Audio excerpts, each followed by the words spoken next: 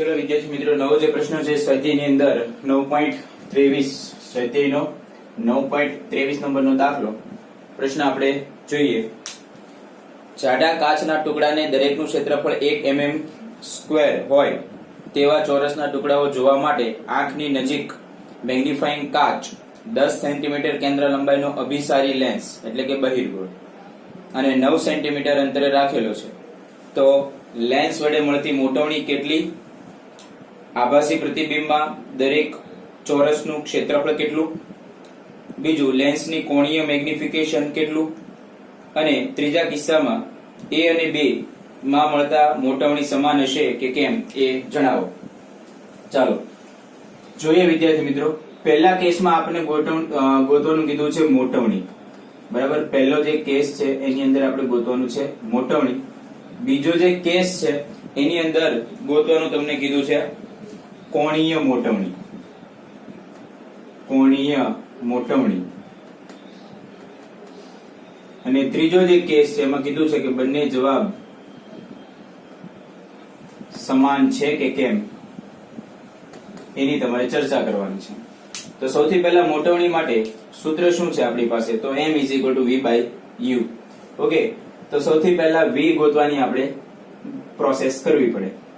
અહીંયા તમને આપી દીધેલું છે બહિર્ગોળ લેન્સ. તો બહિર્ગોળ લેન્સ માટે કેન્દ્ર લંબાઈ પણ પ્રશ્નમાં 10 સેન્ટીમીટર અને વસ્તુ અંતર પણ -9 સેન્ટીમીટર આપી દીધું છે. એટલે સૌથી પહેલા લેન્સ માટે 1/f = 1/v - 1/u આ સૂત્ર આપણે વાપરીએ.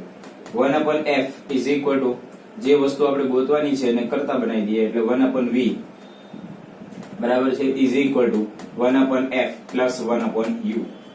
ઓકે, 1/v એમ નામ રહેશે. 1/f એટલે કે 1/10 અને માઈનસ અહીંયા થશે 1/9. આનું તમે સાદુરૂપ આપશો એટલે v ની કિંમત તમને મળશે. ઓકે, એ v ની કિંમત વસ્તુ અંતર તમને મળે છે -90 સેન્ટીમીટર. -90 સેન્ટીમીટર એટલે સા તમે લેશો, બરાબર. 9, 10 અને છેદમાં 90 એટલે -90, કારણ કે -1/90 આવશે. એટલે v તમને મળ્યું -90 સેન્ટીમીટર. હવે તમારે જોઈએ મોટવણી. મોટવણી m = +v/u સૂત્ર થાય. ઓકે, v ની કિંમત તમારી પાસે -90 અને u ની કિંમત -9. આ કટિંગ કરો એટલે મેગ્નિફિકેશન m = તમને મળશે 10. ઓકે, બીજું પ્રશ્નમાં એવું કીધું છે કે દરેક ટુકડાના ચોરસના ટુકડાઓને જોવા માટે આંખની નજીક ડ્રોઈંગ કાચ 10 સેન્ટીમીટર આંતરેલો છે. તો દરેક ટુકડા માટે તમારે ગણતરી કરવાની છે. તો પહેલા ચોરસની બાજુ, દરેક ચોરસની બાજુ માટે, દરેક બાજુ માટે તો એક બાજુ એને પ્રશ્નમાં આપણને આપી છે 1 mm. કેટલી આપી છે? 1 mm. તો 1 mm ગુણ્યા મોટવણી એટલે કે 10. એટલે દરેક બાજુ જે છે ચોરસની એ થશે 10 mm. ઓકે, અને હવે તમારે દરેક ચોરસ માટે, તો દરેક ચોરસ માટે 10 mm એક બાજુ એટલે કોઈ પણ એક ચોરસ એટલે લંબાઈ ગુણ્યા પહોળાઈ. 10 mm × 10 mm એટલે દરેક ચોરસ માટે આ તમારે આવશે 100 mm². ઓકે, હવે તમને ગોતવાનું કીધું છે કોણીય મોટવણી. શું ગોતવાનું કીધું છે? કોણીય મોટવણી. કોણીય મોટવણી માટે તો નેક્સ્ટ તમારે ગણવાનું છે કોણીય મોટવણી, બરાબર. તો કોણીય મોટવણી નજીકના બિંદુ માટે, તો નજીકના બિંદુ એટલે કે ક્યાં? તો કે d અંતરે. તો એના માટે કોણીય મોટવણીનું સૂત્ર m = d/μ. તો d/u, m = d/u. Okay, m = d ની કિંમત આપણે લઈ લઈએ 25. ઓકે, અને u ની કિંમત આપણે પ્રશ્નમાં આપી છે 9 સેન્ટીમીટર. આનું તમે સાદુરૂપ આપશો એટલે તમને મળશે કોણીય મોટવણી. ઓકે, સ્વાભાવિક જ છે આ જવાબ અને આ જવાબ બંને અલગ અલગ તમને મળશે. આ તમને મળ્યો છે 10 અને આનું તમે ભાગાકાર કરશો એટલે તમને something 1 point something 2 point something જેવું તમને આ મળશે. ઓકે, તો સી માટે આપણે જો લખવું હોય કે બંને જવાબ સાચા છે કે કેમ, તો સી માં એવું લખી શકાય કે એ અને બી બંને સમાન મળતા નથી. એ અને બી જે છે એ ગણતરી કરતા સમાન મળતા નથી. આ દાખલો હતો તમારો સ્વાધ્યાય 9.23. ચલો વિદ્યાર્થી મિત્રો, નવો પ્રશ્ન સ્વાધ્યાયમાં દાખલા નંબર 9.37. બરાબર છે. પ્રશ્ન આપણે જોઈએ. આકૃતિમાં દર્શાવ્યા અનુસાર સમતલ અરીસાને 1 ગેલોનોમીટર કોઇલ સાથે જોડેલો છે અને અરીસા પર લંબ રૂપે કિરણાપાત થાય છે. કોઇલમાંથી પ્રવાહ પસાર કરતા અરીસાનું 3.5 ડિગ્રી જેટલું કોણાવર્તન થાય છે. તો 1.5 મીટર દૂર મૂકેલી સ્ક્રીન પર પરાવર્તિત ટપકાનું કેટલું સ્થાનાંતર થશે? ખૂબ જ સરળ પ્રશ્ન છે. તમને આ સ્ક્રીન અને ગેલોનોમીટર વચ્ચેનું અંતર 1.5 મીટર આપી દીધેલું છે. બરાબર. પહેલા તમને જે દેખાય એ સિચ્યુએશન આ બ્લુ કલરની છે. આ બ્લુ કલરની સિચ્યુએશન, કારણ કે તમારું કિરણ જે છે એ લંબ રૂપે આપાત થાય છે. આ લંબ રૂપે આપાત થયું. ઓકે, નવા કેસમાં તમારે એવું કરવાનું છે, તમારી પાસે સમતલ અરીસો છે જેનું કોણાવર્તન તમારે થીટા જેટલું આપવાનું છે. ટૂંકમાં પહેલા જે અરીસો તમારી પાસે આ રીતના હતો, બરાબર, હવે એમાં તમારે ખૂણો આપવાનો છે થીટા. જેવો તમે ખૂણો થીટા આપશો એટલે ઓબ્વિયસલી આ જે ખૂણો પહેલા જે પરાવર્તિત કિરણ હતું એ હવે પરાવર્તિત કિરણનો ખૂણો કેટલો થઈ જશે? 2 થીટા. બરાબર. જો તમે સમતલ અરીસાને થીટા ખૂણો આપશો તો આ પરાવર્તિત કિરણ જે છે એનો ખૂણો કેટલો થઈ જશે? 2 થીટા. તો પહેલા જે કિરણ તમે અહીંયા શું કર્યું? પહેલા તમારી પોઝિશન આ હતી, હવે પોઝિશન તમે આ કરી. મતલબ તમે m થી m ડેશ ખૂણો જે બદલ્યો એ થીટા, તો પરાવર્તિત ખૂણો જે છે એ કેટલો થઈ ગયો? 2 થીટા. ઓકે, તો પહેલા જે કિરણ જે છે અહીંયા સંપાત થતું હતું, પણ હવે 2 થીટા થવાને કારણે એ ક્યાં સંપાત થાય છે? એટલે કે અહીંયા. પહેલા થતું હતું બી બિંદુ પાસે, હવે ક્યાં થાય છે? એ બિંદુ પાસે. તો આટલી વસ્તુ જે છે એ તમારે ગોતવાની છે અને નામ આપી દઈએ ડી. ખૂબ જ સરળ પ્રશ્ન છે. tan થીટા નું સૂત્ર લગાવીએ. tan theta is equal to સામેની બાજુ છેદમાં પાસેની બાજુ. અહીંયા tan 2 theta is equal to સામેની બાજુ છેદમાં પાસેની બાજુ, એટલે AB ના છેદમાં ABO. ઓકે, એમાં tan 2 theta is equal to AB ની કિંમત, તો AB ની કિંમત તમારી પાસે છે D અને BO ની કિંમત છે 1.5. D is equal to tan 2 theta into 1.5. બરાબર. સૂત્રની અંદર કિંમત મૂકો, જવાબ તમારો આવશે 2 થીટા. એમાં થીટાની કિંમત પ્રશ્નમાં તમને આપી દીધેલી છે 3.5 ડિગ્રી, એટલે 2 થીટા તમારો કેટલો થશે? 7 ડિગ્રી. બરાબર. એટલે D બરાબર tan 7 ડિગ્રી ઇન્ટુ 1.5. આની ગણતરી કરો એટલે તમને પ્રતિબિંબ સ્પોટ જે છે એ કેટલું ઉપર ખસેલું જણાય એ તમને મળશે. સિમ્પલ એક પ્રશ્ન છે, જોઈ લો. ચલો વિદ્યાર્થી મિત્રો, નવો પ્રશ્ન જે આપણી પાસે છે એ સ્વાધ્યાયમાં 9.36 નંબરનો, સ્વાધ્યાયની અંદર 9.36. ઓકે, પ્રશ્નમાં કંઈક આવું આપેલું છે. પહેલા પ્રશ્ન આપણે જોઈએ. આકૃતિમાં દર્શાવ્યા પ્રમાણે કેસેગ્રીન ટેલિસ્કોપમાં 2 અરીસા વપરાયા છે. આવા ટેલિસ્કોપમાં 2 અરીસાઓ વચ્ચેનું અંતર 20 mm. જો મોટા અરીસાની વક્રતા ત્રિજ્યા 220 mm અને નાના અરીસાની વક્રતા ત્રિજ્યા 140 mm હોય તો અનંત અંતરે રહેલી વસ્તુનું અંતિમ પ્રતિબિંબ ક્યાં મળશે એની ચર્ચા કરવાની છે. જો વિદ્યાર્થી મિત્રો, મોટો અરીસો જે છે એ અંતર્ગોળ, જેની આપી છે આપણને વક્રતા ત્રિજ્યા -220, અંતર્ગોળ છે એટલે -220 mm સેન્ટીમીટરમાં ફેરવશું એટલે 22 સેન્ટીમીટર એ આ છે. બરાબર. આ જે અરીસો અહીંયા જે છે એ અંતર્ગોળ અરીસો હોય મોટો.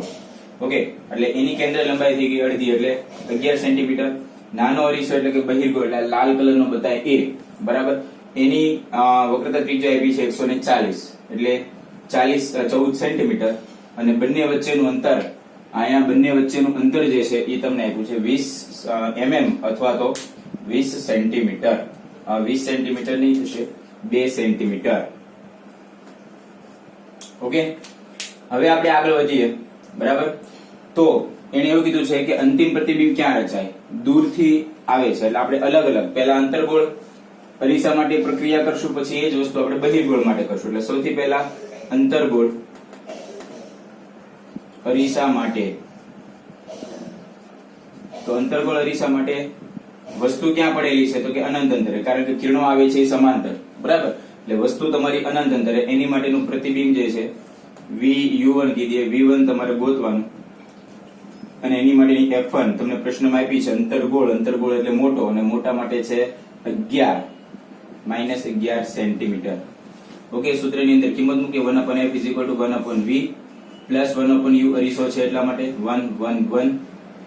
ઓકે, 1/v1 તમારે જોઈએ છે એટલે થઈ જાય 1/f1 minus 1/u1. ચલો, અહીંયાથી થશે 1/v1 = f1 ની કિંમત. f1 ની કિંમત છે -1/11 અને આ થશે -1/∞. આ ટર્મ થઈ ગઈ 0. એટલે v1 જે છે એ v1 ની કિંમત આવી ગઈ -11 સેન્ટીમીટર. એટલે કે અંતર્ગોળ અરીસાથી 11 સેન્ટીમીટર સામેની બાજુ, આ દિશામાં પ્રકાશ આવે છે તેની સામેની બાજુ, અહીંયાથી 11 સેન્ટીમીટર ગણી લેવાનું આ બાજુ, ત્યાં તમારું પ્રતિબિંબ રચાશે. હવે પહેલાનું પ્રતિબિંબ, અંતર્ગોળ અરીસાનું પ્રતિબિંબ એ બહિર્ગોળ માટે શું થશે? આ વસ્તુ જે છે એ બહિર્ગોળ અરીસા માટે વસ્તુ તરીકે કાર્ય કરશે. ઓકે, પણ બંને વચ્ચેનું સેપરેશન જે છે આપણને આપ્યું છે 2 સેન્ટીમીટર. એટલે આપણે શું કરીએ? નવું વસ્તુ